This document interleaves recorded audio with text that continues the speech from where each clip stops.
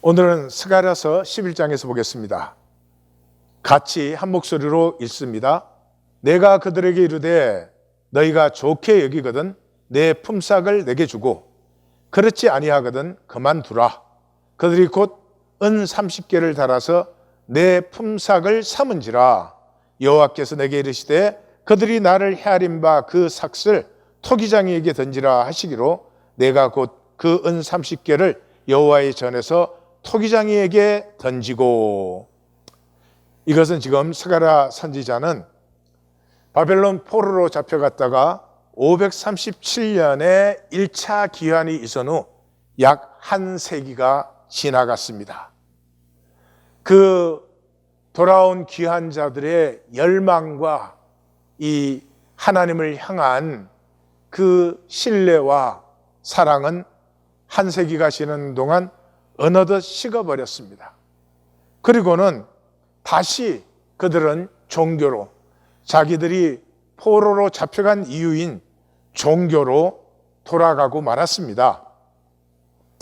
그래서 하나님께서 도대체 내가 너희에게 무엇이냐? 내가 무슨 가치가 있느냐? 나를 왜 그렇게 무시하고 멸시하느냐? 나를 왜 그렇게 모욕하느냐? 내 값이 도대체 뭐냐? 이랬더니 은 30개를 매겼어요. 출애굽기 21장에 보면 은 30개는 노예의 값이에요. 이게 하나님에게 모욕도 이런 모욕이 없죠. 그래서 하나님이 선지자를 보고 그 은 30개를 토기장이에게 던져라 이렇게 말씀하신 것이에요.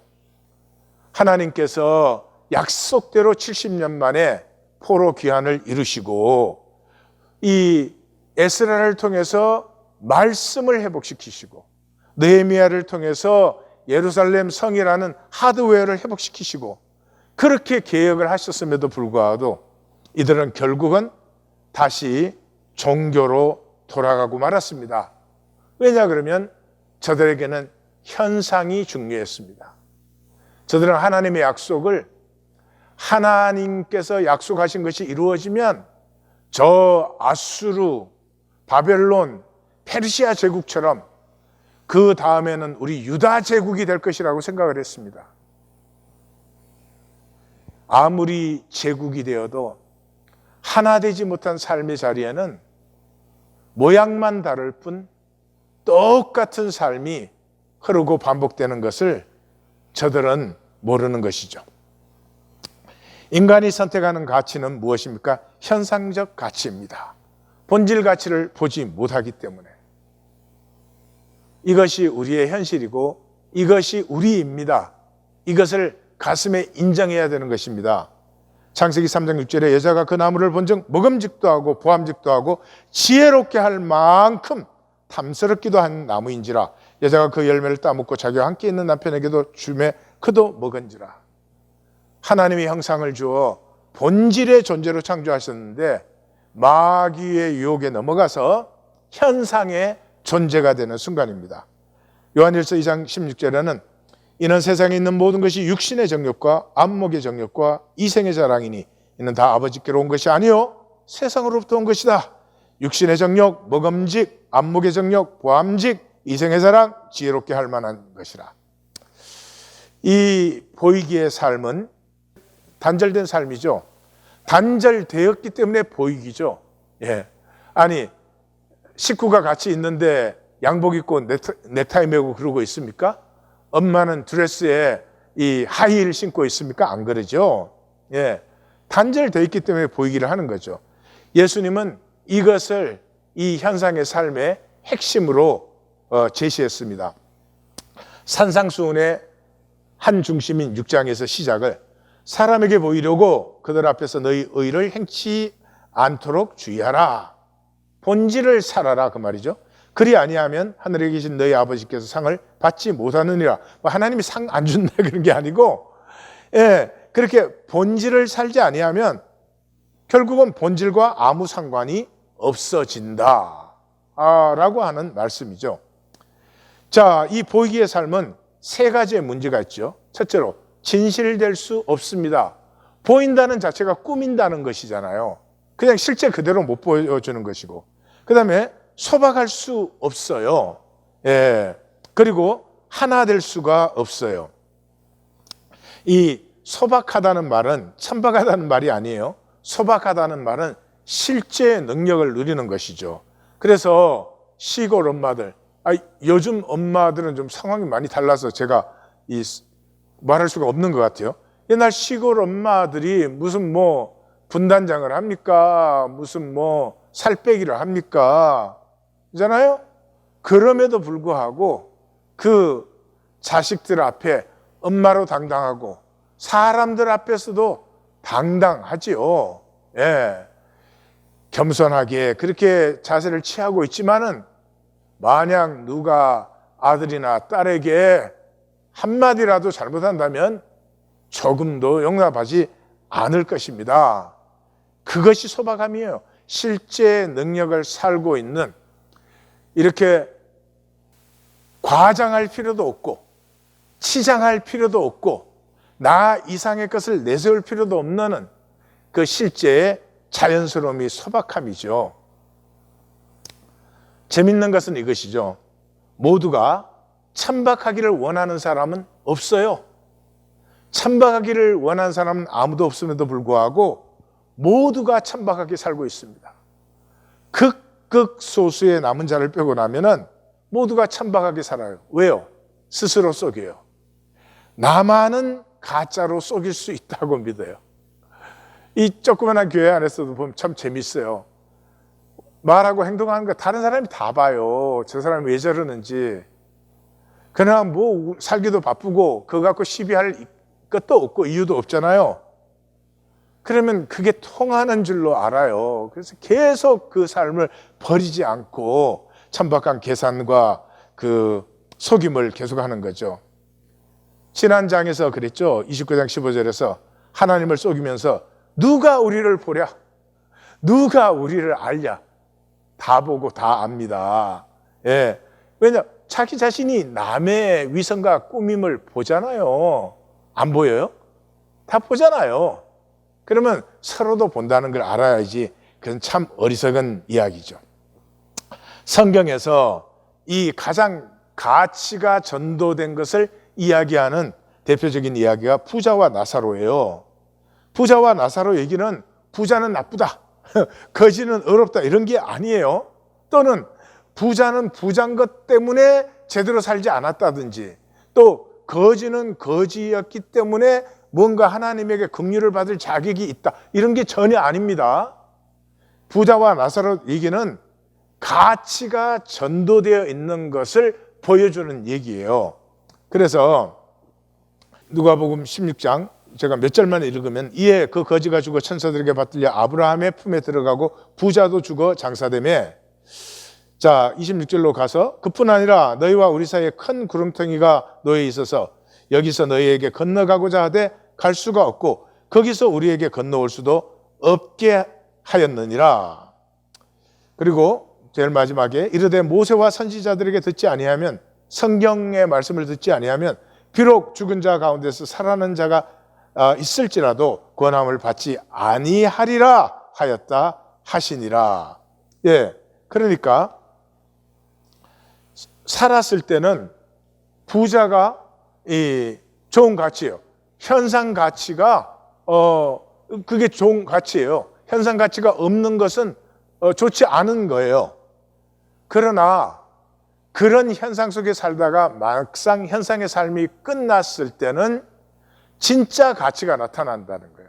진짜 가치가 나타날 때 꼭 현상 가치가 좋았던 것이 이 본질 세계에서도 실제 세계에서도 좋은 것이 아니고, 현상 속에서 안 좋았다고 해서 그 실제 세계에서도 안 좋은 것이 아니다 하는 것을 얘기해 주는 얘기다 이 말이죠. 이해가시죠? 자, 그래서 이것을 통해서 천국과 지옥에 대해서 우리가 생각을 나누어 보면은, 천국과 지옥은 무엇보다도 의식의 세계다. 이게 큰 문제예요. 천국에서 의식이 있는 건 뭐 복이죠. 천국은 모든 좋은 것이니까 모든 좋은 것이 의식이 없으면 무슨 상관이 있어요. 그런데 천국만 의식이 있는 것이 아니라 지옥도 의식이 있어요. 예수님이 반복해서 말씀했지만 그 나라에 본 자손들은, 그게 뭐예요? 종교인들은 바깥 어두운 데 쫓겨나 거기서 울며 이를 갈게 되리라. 바깥 어두운 데 쫓겨난 것까지 좋았는데, 그래서 울며 슬피 울며 이를 갈아요. 그 말은 의식이 있다는 거예요. 그러니까 천국도 지옥도 의식의 세계다 하는 것을 기억하셔야 돼요. 그런데 상황으로만 사는 사람은, 상황은 내 현상의식, 이 거짓의 단절에서 일어나는 에고의 리액트, 내고의 현상의식이에요. 근데 그것은 내가 소멸되는 순간에 사라져버려요. 사라져버려요. 그러니까 자, 이 종말의 심판이 끝나면 하나님의 통치가 완성되니까 온 세계는 좋은 것뿐이에요. 마귀의 권세가 사로잡혀버렸죠. 무저갱에 갇혀버렸어요. 그러니까 이 온 세계 만물이 하나님의 사랑의 신비로 가득해요. 그런데 지옥에 간 사람은 자기가 가지고 있던 의식은 현상의식밖에 없으니까 아무것도 못 느껴요. 아무것도 못 느껴요. 아무것도 자기에게 실제가 아니에요. 살아있는 동안 실제는 한 번도 살거나 느끼지 아니하고 이 단절된 거짓 내 생각만 의식을 했으니까요. 그런데 하나님의 믿음을 가졌다, 하나님의 자녀가 됐다, 그 사람은 이제 하나님과 접붙어서 본질에서 성육되는 실제를 살아보았죠. 자, 이 말씀을 몸을 통해서 성육을 시키니까 말씀이 혼돈과 공허와 흑암 속에서 말씀이 선포되면서부터 뭐예요? 좋았더라, 좋았더라, 심히 좋았더라가 펼쳐졌잖아요. 그러니까 이 현상 세계에서도 거짓의 단절이 가득함에도 불구하고 거기에서 겨자씨만큼이라도 실제가 피어나는 그 하나님의 좋았더라를 느낀 사람이죠. 느낀 존재죠. 그러므로 하나님 나라의 통치 안에 들어갔을 때 이 누림은 한없이 자라고 피어나면서 좋았더라, 좋았더라, 심히 좋았더라가 이 존재의 전체가 되는 것이죠. 존재의 전체가 되는 것이죠. 그래서 이 세상은 마귀가 통치하고 있잖아요. 마귀의 세계예요. 그래서 예수님께서는 마귀를 이 세상 임금이라고 불렀죠. 그래서 거짓이죠. 거짓이라 그 말은 실제가 없어요. 이 세상은 실제가 가리워져 있어요. 하나님조차도 이사야 선지자에 의하면 숨겨져 계시니까. 그러니까 실제가 상실된 곳은 다른 말로 하면 감동이 폐해진 것이에요. 감동이 없어요. 감동이 없으면 초월이 상실된 것이고 하나됨이 상실된 것이에요. 초월과 하나는 똑같은 말이에요. 하나가 되었을 때 너의 아픔을 내 아픔처럼 느끼기도 하고, 하나가 되었을 때 너를 위하여 내 눈물이 피어나기도 하고 그런 것이죠. 그런데 감동이 폐해졌으니 뭐예요? 이 현상 세계에서는 모든 것이 화폐화되었어요. 그냥 무엇을 생각을 해도 돈이 기준이에요. 네. 우리 자신은 스스로 그걸 못 느낄지 몰라요. 많은 분들이 이사를 가는데 뭐 이사 가는 게 잘못이거나 그게 아니고, 이사를 가는데 그 얘기를 들어보면 많은 분들의 이유가 그게 주거비가 싸다는 거예요. 내가 거기에 갔을 때 어떤 관계성 속에 들어가는지, 그것은 어떤 새로운 삶의 가능성이 피어나는지, 그런 거 말씀하시는 분들은 거의 없어요. 아니, 주거지를 옮긴다면 주거비가 싼지 비싼지도 중요하겠지만은 그곳에서 나는 어떤 삶을 피워보고 싶은가, 그곳의 사람들은 또 어떤 분들일까, 뭐 이런 게 중요하지 않아요? 근데 그런 건 전혀 변수가 아니에요. 계산이 전부가 되었어요. 참 천박하고 하나님의 형상을 폐하는 삶이죠. 다시 말해서 천국은 감동으로 말미암아 우리의 생명이 열리고 피어난 사람들의 이 무한 감동의 무한 파장을 누리는 자리이고, 지옥은 그 생명 감동을 폐해버려서 그냥 이 거짓의 껍질을 벗고 나면 하늘 그대로밖에 없는, 그 하나님의 모든 선하심과 아름다움과 신비가 나타나는데 한 가지도 누리지 못하는 하늘 그대로의 참 안타까운 삶이에요. 최고의 지혜는 돈으로 감동을 만드십시오. 돈은 어차피 쓰다 가는 거잖아요. 돈 가지고 죽지는 못하잖아요. 누구인가는 줘야 돼. 있으면 뭐 자식에게라도 주고 가는 거지 내가 들고 갈 수는 없어요.